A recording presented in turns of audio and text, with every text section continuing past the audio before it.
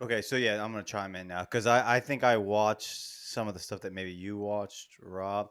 So yeah, so like that's I think there's that. I think the mainstream media, I hate that term, but anyway, what you saw a I lot of think the was, right term would be corporate media. thank you. Okay, corporate media. Yeah, The that's corporate that's better. media has been like one sided, pretty much like this was an attack.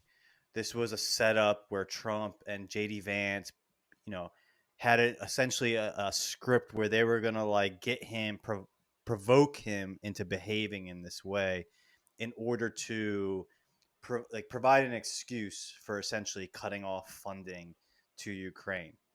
So I think that's what I heard a lot of like in the corporate media.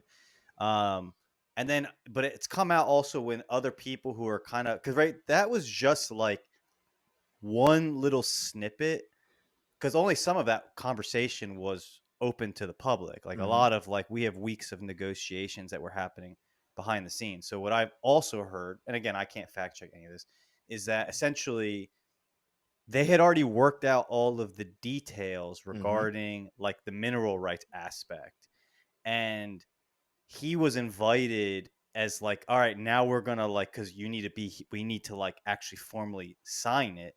We've done all of the middlemen have already worked out all of the stuff, and now when the cameras are on, we're like relitigating all of this stuff when it was supposed to be like, no, like we've already had these conversations. Let's sign the paper and move to the next step. So like that's what I've heard as kind of a counter to like the corporate media is like, no. They were like in the right to be annoyed because like all of this work had already been done through all of the middleman and through them to already figure out like a compromise, and now we're kind of back to square one, and you're bringing up things because the cameras are on. So that was the one thing. And then two, regarding like the Europe part that you brought up, Joe,